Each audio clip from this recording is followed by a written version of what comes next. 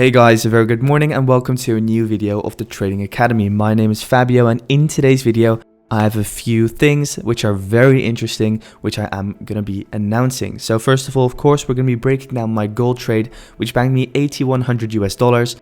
Second of all, today in the Discord community, if you're not in, make sure to join Discord, link in the description down below. I'm going to be dropping a document on Fibonacci. And third of all, the FTMO giveaway.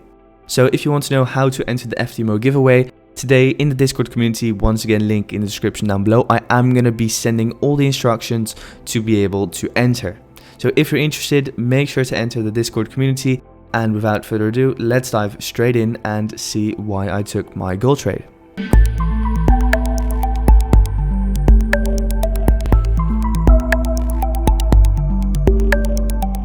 Okay guys, now time to of course discuss the most interesting part, the trade itself.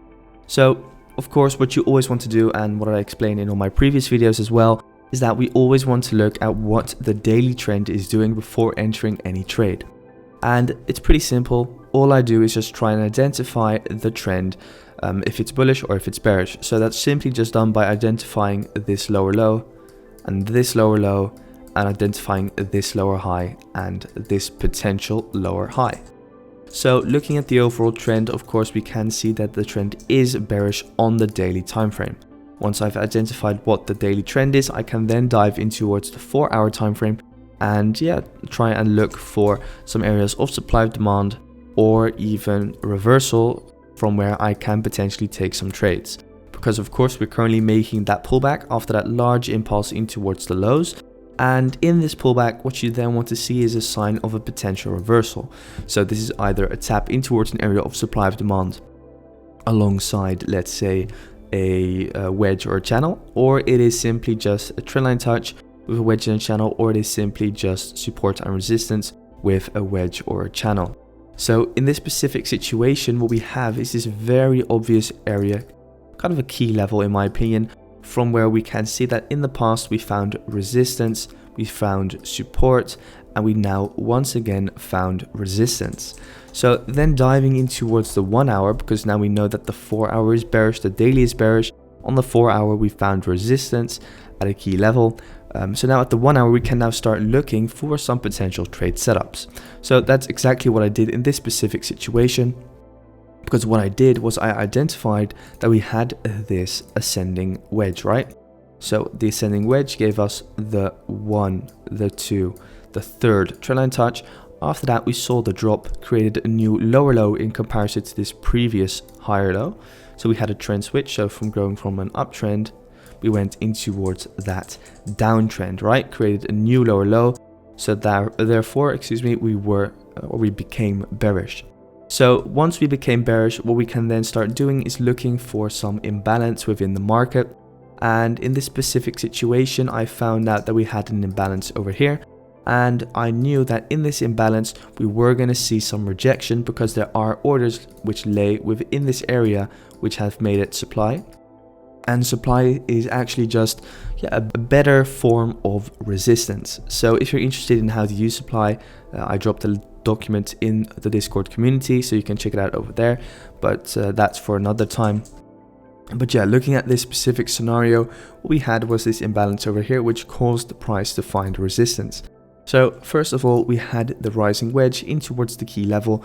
After that, we saw the trend switch on the lower time frame, so on the 1 hour, and then all you want to do is just draw in your fib and see how we reject that key level. So looking at the 30 minutes, what you can then, for instance, do is draw in a ascending trend line, which just indicates what the lower time frame trend is, because of course the lower time frame was trending in towards the highs, and there are two possibilities for a trade.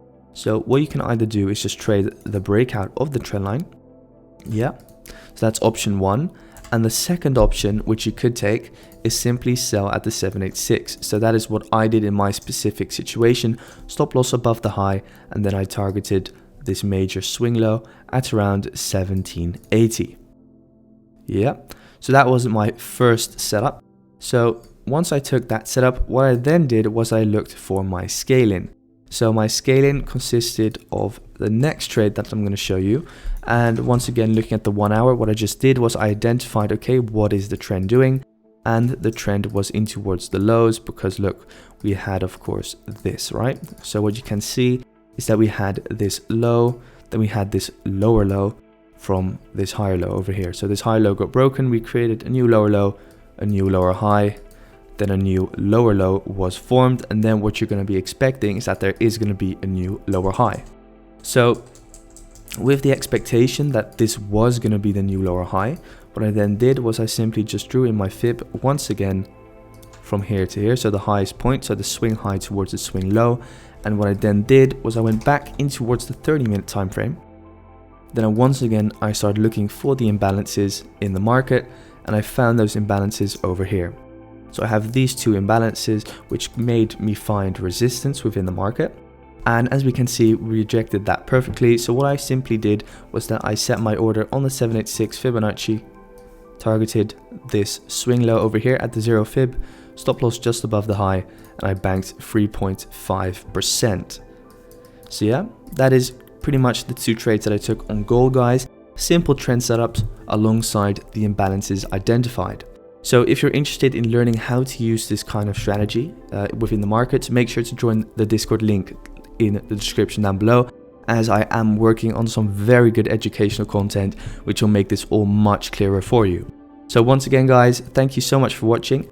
If you're interested in the FTMO giveaway, make sure to join the Discord as well, as I'm going to be releasing all the instructions over there. So just a little bit of patience. I will be releasing all the instructions 12 AM Central Eastern Time. So that is approximately in about 3 hours or 2 hours. Yeah, 3 hours, excuse me.